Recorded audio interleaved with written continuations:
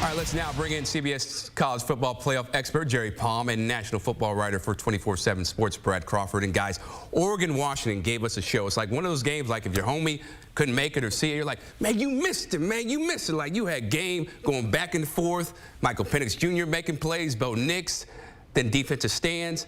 Like, Jerry, I'll start with you. What does this do for Washington's ranking as we look ahead to the AP Top 25? Yeah, I think Washington is going to move up into the top 5. It's not easy to move up. You need to have a win of this stature to move past teams that either, are also winning or did not play. But I think that Washington can get up to number 5 this week after that big win over Oregon. And in fact, had that game been at Oregon, they might have even gotten a little more juice.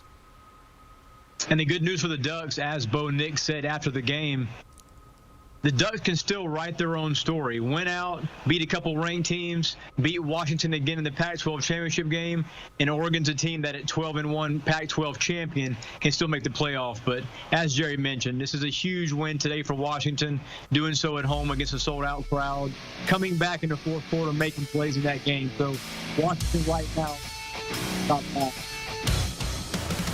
Yeah, and guys, just going back to Oregon, so I know you mentioned a couple things there, but like, how far do you expect them to drop after such a nail-biter against Michael Penix Jr. and Washington? I think Oregon's going to stay in the top 10 because I don't think the pollsters are going to punish them too much for a 3-point loss on the road to a team that's basically a peer, an equal standing in the polls pretty much this week. So I think Oregon will check in at number 9. I think they'll drop below Texas, and stay ahead of Alabama, who will move up to 10 after USC's loss today. But I don't think Oregon's going to get punished too badly at all. Not like most teams taking their first loss of the year. This is as good a loss as you can take, and I don't think Oregon's going to get hurt too badly. Yeah, I've got Oregon at number 10 in tomorrow's poll. UNC number 9, actually, unbeaten still after beating Miami. And I've got Bama staying at 11. So Oregon falls to 10 in my poll, but UNC moves up several spots into that top 10 spot. The only one-loss team I think that'll be ahead of Oregon, as Jerry mentioned, is going to be Texas. But Alabama failed to pass the eye test against Arkansas, and I think right now Oregon is a better one-loss team than Alabama. Yeah, and Oregon still has, as you guys mentioned, plenty of meaningful football to play. There was meaningful football played in South Bend, but Caleb Williams and the Trojans offense specifically did not show up. Caleb threw 3 picks in the first half alone as they lose 48-20 against Marcus Freeman and the Irish. So, Jerry, how does this help Notre Dame in the AP Top 25? Yeah, I think they're going to move up, and it's going to really irritate Louisville people. I think they'll go past Louisville. After Louisville's lost at Pitt tonight, I think Notre Dame is going to get some juice. They're probably going to be the biggest riser in the poll this week. They can move up, into the top 15, perhaps, with the win over USC. And, of course, USC will fall behind Notre Dame, I think, in the poll this week as well. So, yeah, it's a big win for Notre Dame to knock off undefeated USC. And it's funny because they did the one thing that nobody else has been able to do, and that is slow that offense down and force a bunch of turnovers in doing so.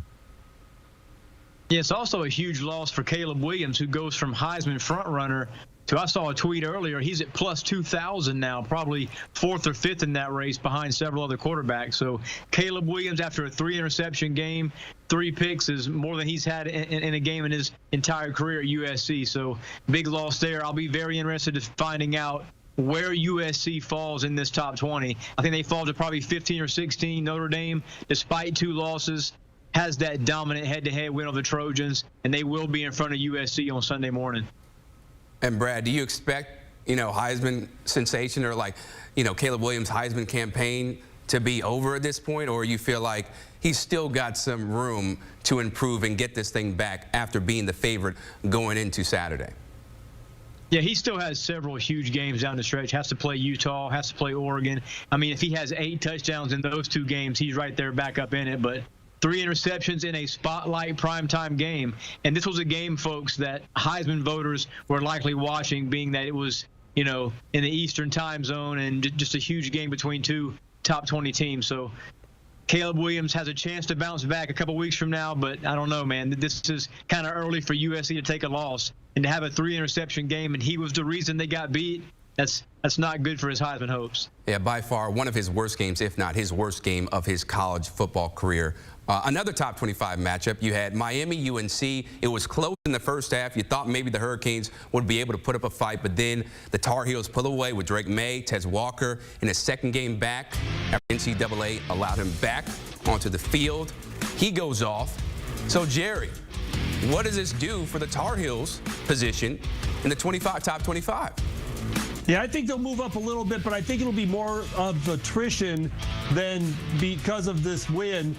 Miami was 25th in the poll this week. They'll obviously drop out. There was a case for leaving them out this week anyway. I think that North Carolina will get a little bit of juice, but not as much as they could have in other circumstances, just because so many teams ahead of them also won this week. Yeah, like I said earlier, I've got UNC moving up 3 spots to its first top 10 billing of the season, moving ahead of Alabama, moving ahead of Oregon to that number 9 spot. Bama did not look good against Arkansas, hung on against a team that has lost 4 straight games. And then Drake May in that offense right now just looks unstoppable in Chapel Hill. Got a primetime win against a good Miami team.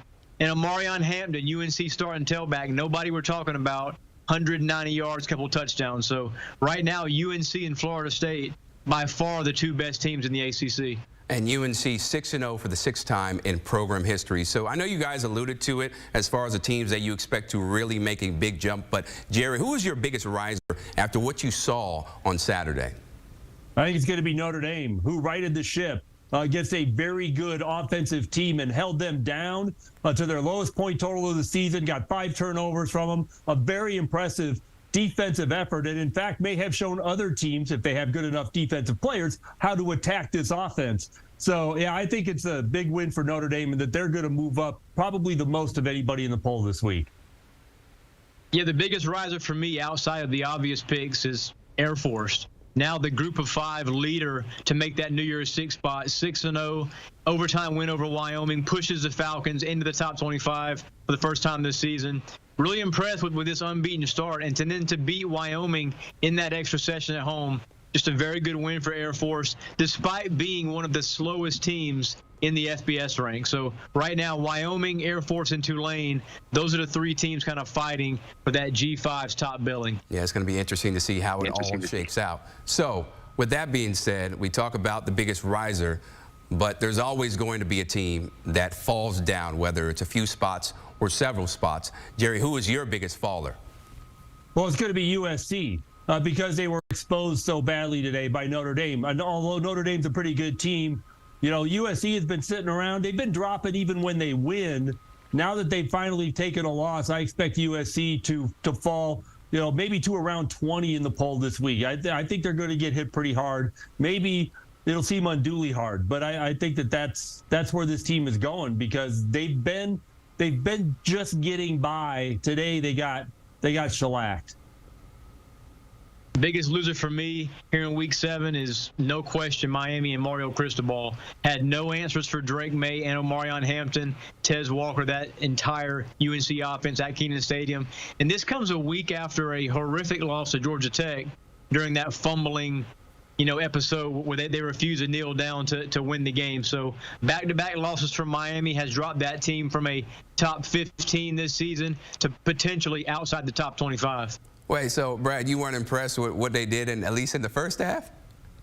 I mean, I know it's 4 quarters, but games aren't won in the first half, right? You're right. You're right about that. Okay, so you guys all mentioned like who you expect to be or who you have in the top 10, right? But Jerry, what do you expect the AP top 10 to look like on Sunday?